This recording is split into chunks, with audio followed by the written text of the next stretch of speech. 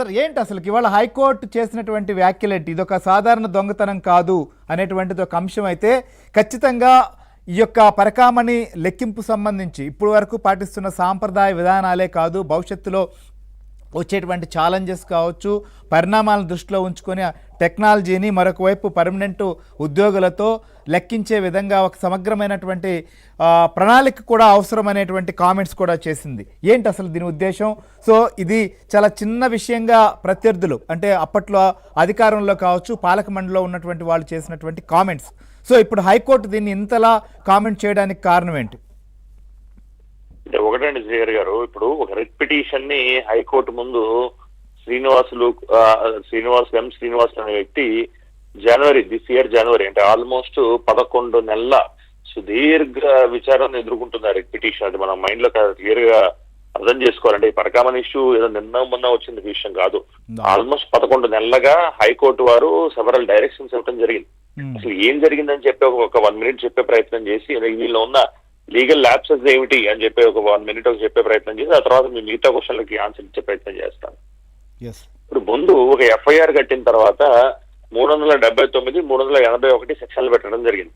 మొదటిగా కోర్టు అడిగిన వ్యవహారం ఏంటంటే, మీరు సెక్షన్లు ఎఫ్ఐఆర్ పెట్టినప్పుడు 409 సెక్షన్ ఎందుకు పెట్టలేదని. 409 సెక్షన్ ఏం చెప్తుందంటే, criminal breach of trust by public servant, banker, attorney or someone who is entrusted with some property. అంటే ఎవరికైనా ఒక ప్రాపర్టీని మనం ఇచ్చినప్పుడు ఆ ప్రాపర్టీని కనుక అతను మిస్యూజ్ చేస్తే, క్రిమినల్ గా అతను యూజ్ చేస్తే అతని మీద ఖచ్చితంగా criminal breach of trust by public servant, attorney, banker or so అని తీసుకుంటారు. సో ఆ 409 సెక్షన్ ఎందుకు పెట్టలేదు అని అడగడం జరిగింది.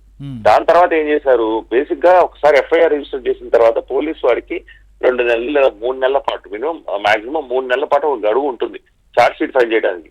ఇందులో పోలీసు వారు ఏం చేశారు, అప్పట్లో ఉన్న డిపార్ట్మెంట్ లో ఉన్న పోలీసు వారు అత్యుత్సాహంతో 4 రోజుల్లోనే వాళ్ళు ఛార్జ్ షీట్ ఫైల్ చేసింది. అంటే 3 నెలల్లో ఇన్వెస్టిగేషన్ చేసి ఫైల్ చేయాల్సిన ఛార్జ్ షీట్ ని 4 రోజుల్లోనే ఫైల్ చేసేసారు. ఫైల్ చేసి ఏం చేశారు, న్యాయస్థానం ముందు పెట్టిన తర్వాత సెకండ్ హియరింగ్ అంటే ఫస్ట్ హియరింగ్ లో నోటీసెస్ వెళ్తాయి, సెకండ్ హియరింగ్ కి మళ్ళీ ఆ కేసు వచ్చే టైంకి లోక్ అదాలత్లో ఈ కేసును పెట్టి లోక్ అదాలత్లో కాంప్రమైజ్ చేసి పెట్టేశారు. అంటే ఎఫ్ఐఆర్ రిజిస్ట్రేషన్ చేసిన దగ్గర నుంచి 409 సెక్షన్ పెట్టకపోవటం, ఛార్జ్ షీట్ కి 3 నెలల పాటు వేయగలిగే గడువు ఉన్నప్పటికీ 4 రోజుల్లో వేసేయటం, మళ్ళా సెకండ్ హియరింగ్ లో కేసు న్యాయస్థానం ముందు వచ్చే టైంకే దీన్ని లోక్ అదాలత్ లో పెట్టి సెటిల్ చేసేయటం. సో వీటన్నిటినీ పరిగణలోకి తీసుకున్న న్యాయస్థానం హైకోర్టు వారు ఇందులో ఏదో చాలా లార్జర్ కాన్స్పిరసీ ఉంది, చాలా పెద్ద కుట్ర దాగి ఉంది ఇందులో అని చెప్పేసి సెవరల్ డైరెక్షన్స్ ఇవ్వడం జరిగింది.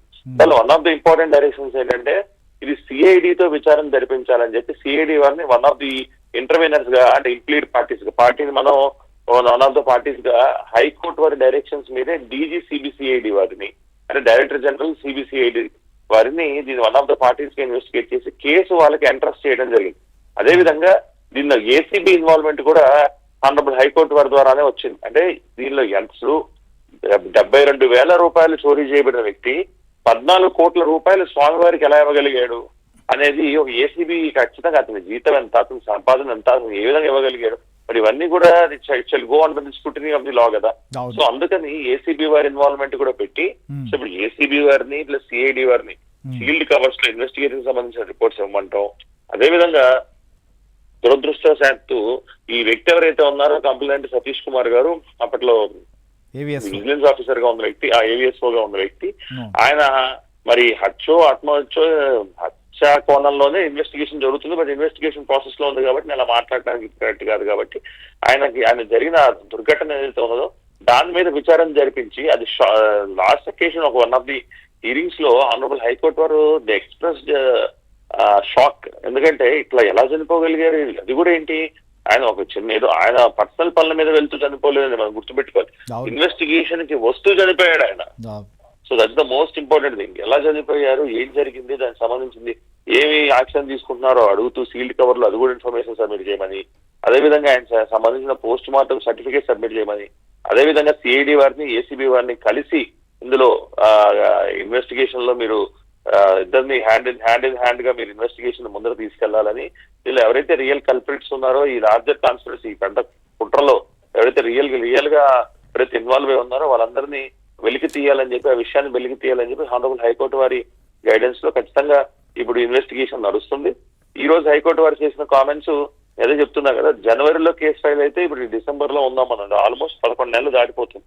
ఈ 11 నెలల ఇన్వెస్టిగేషన్ ని, 11 నెలల డైరెక్షన్స్ ని, వాటన్నిటిని, అలాగే సీల్డ్ కవర్ లో ఇచ్చిన రిపోర్ట్స్ ని, వాటన్నిటిని పరిగణలోకి తీసుకుని దీనిలో చాలా పెద్ద విషయం ఉన్నది, పెద్ద కుట్ర ఉన్నది అని చెప్పడం జరిగింది. అదేవిధంగా పరకామణికి లెక్కించడానికి వచ్చేవారు ఎవరు ఉంటారంటే, కొంతమంది అక్కడ ఎంప్లాయ్ చేయబడే వారు ఉన్నప్పటికీ కొంతమంది భక్తులు ఉంటారు. భక్తులు వాళ్ళు వాలంటరీగా సర్వీస్ చేస్తారు, పరకామణిలో మేము వచ్చి స్వామివారికి చేస్తామని. అక్కడ ఉన్న ప్రాక్టీస్ ఏంటంటే, వారేమన్నా సొమ్ముని దోచుకు వెళ్ళిపోతారేమో స్వామివారి సొమ్ముని అని వాళ్ళ బట్టలు విప్పదీసి ఇన్నర్ వేర్ తో మాత్రమే వాళ్ళని కూర్చొని డబ్బులు లెక్కించమని చెప్తారని ఈ రోజు జరిగిన హీరింగ్ లో తెలిసి వచ్చింది. సో దానిలో క్లియర్ గా ఏం చెప్పారంటే, ఆ ఇన్నర్ వేర్ మీద కూర్చోబెట్టి చేపట్టడం అనేది ఇట్స్ డిస్గ్రేస్ఫుల్. డివోటీస్ ఎవరైతే వస్తారో భక్తులు, వాళ్ళు వాలంటరీగా స్వామివారికి సర్వీస్ చేస్తున్నప్పుడు వాళ్ళని ఇన్నర్ వేర్ మీద మీరు కూర్చోండి, ఇంకేం బట్టలు వేసుకోవద్దు మీరు అని చెప్పడం అనేది కరెక్ట్ కాదు కదా. మరి ఈ ప్రాక్టీస్ ని ఎలా సపోర్ట్ చేసుకుంటున్నారు మీరు? దీనికి వేరే ఆల్టర్నేటివ్ ఏమీ లేదా? ఒకవేళ స్వామి వారికి సంబంధించిన సొమ్ముని వారు ఏమైనా తీసుకెళ్లిపోతారన్న మీకు భయం ఉన్నప్పుడు, మరి దానిలో మీరు ఏ ఆల్టర్నేటివ్స్ మీరు అరేంజ్ చేస్తున్నారు? ఈ విధంగా ఇన్నర్ వేర్స్ తో కూర్చోబెట్టి డబ్బులు లెక్కించడం కరెక్ట్ కాదు కదా, ప్రాక్టీస్ కరెక్ట్ కాదు కదా. ఆనరబుల్ హైకోర్టు వారు ఈరోజు అభిప్రాయపడ్డారు. స్పెసిఫిక్ సమయం లోపల దీన్ని సెట్ చేయాలి అని చెప్పడం గానీ అలాంటివి ఏమైనా జరిగిందా? సహజంగానే ఉమేష్ గారు మీరు విత్ ఇన్స్ట్రక్షన్స్ మరి శుక్రవారం లోపల రండి, శుక్రవారానికి పోస్ట్ చేస్తామని చెప్పడం జరిగింది. అదేవిధంగా డివిజన్ బెంచ్ కి ఏమైందంటే, ఈ లోక్ అదాలత్ ఇష్యూ ఏదైతే ఉన్నదో, లోక్ అదాలత్ లో కేసుని క్లోజ్ చేసిన ఇష్యూని, దాన్ని మామూలుగా యాజ్ పర్ ది మనకి రోస్టర్ ప్రకారంగా, అంటే హైకోర్టులో ఉన్న రోస్టర్ ప్రకారంగా అది డివిజన్ బెంచ్ కి వెళ్ళే అవకాశం ఉంటుందండి. లోక్ అదాలత్ లో క్లోజ్ అయిన ఏ మ్యాటర్స్ అయినా it shall be placed before the division bench అనమాట. ఆ ఇష్యూ వరకు ఈ లోక్ అదాలత్ లో క్లోజ్ అయిపోయిన అవార్డుని ఛాలెంజ్ చేసిన ఇష్యూ వరకు డివిజన్ బెంచ్ ముందు పెట్టి దాని పరిస్థితి ఏమిటి అని తెలుసుకోగా, లాస్ట్ వీక్ ఆ కేసు బెంచ్ మీదకి రాలేదని ఈ వీక్ వచ్చే అవకాశం ఉందని చెప్పడంతో దాన్ని కూడా పరిగణలోకి తీసుకుంటూ, అలాగే పరకామణిలో జరుగుతున్న ఈ పెద్ద కుట్రని పరిగణలోకి తీసుకుంటూ, అదేవిధంగా భక్తులు ఎవరైతే ఉన్నారో వాళ్ళని ఆ విధంగా లెక్కించేలాగా, అంటే ఇన్నర్ వేర్ తో మాత్రమే లెక్కించే విధంగా వారిని చేయటం అనేది it's very disgraceful act, correct కాదు. ఎందుకంటే భక్తులందరూ వాలంటరీగా స్వామివారికి సేవ చేద్దాం వచ్చినప్పుడు ఇన్నర్ వేర్ తో కూర్చోబెట్టి డబ్బులు లెక్కించడం అంతవరకు కరెక్ట్. దానికి ఏమైనా ఆల్టర్నేటివ్ మీన్స్ ఏమన్నా మీరు అడాప్ట్ చేస్తారో దానికి సంబంధించిన ఇన్స్ట్రక్షన్స్ కూడా తీసుకొని శుక్రవారం ముందరికి న్యాయస్థానం ముందరికి మరొకసారి రావాల్సిందిగా న్యాయస్థానం వారు ఈ రోజు ఆదేశించడం జరిగిందండి. రైట్ సార్, ఇప్పుడు విచారణ ఏదైతే నివేదిక ఇవ్వబోయే ముందు ఇంకొంచెం సమయం ఉంటే బెటర్ అనేటువంటి ఒక అభిప్రాయంతో కూడా ఉంది. మొత్తానికి సరే నివేదిక అయితే సమర్పించినటువంటి పరిస్థితిని మనం చూసాం. కాకపోతే అవసరమైతే ఈడీ కావచ్చు, ఐటీ వారి సపోర్ట్ కావచ్చు, వారి సహకారంతో కూడా విచారణ చేయాలన్నారు. ఎందుకంటే అసలు ఇన్ని కోట్ల రూపాయల ఆస్తులు ఎలా వచ్చాయి అనేది కూడా ఇక్కడ ఒక పెద్ద ప్రశ్న రవికుమార్కి సంబంధించిన విషయం పైన. సో దానికి సంబంధించి ఏంటి సార్, ఏం జరగచ్చు? ఖచ్చితంగా ఆశ్చర్యకరమైన విషయమేనండి శ్రీహరి గారు.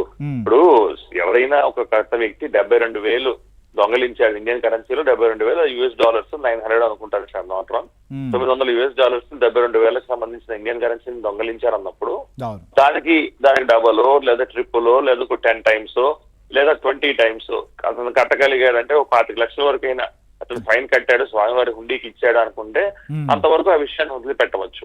కానీ 14 కోట్ల రూపాయలకు సంబంధించిన వ్యవహారాన్ని ఆయన స్వామివారికి ఇచ్చాడు అంటే అసలు ఎలా ఇవ్వగలిగాడు అనేది దట్స్ ఎ లార్జర్ కాన్స్పిరసీ.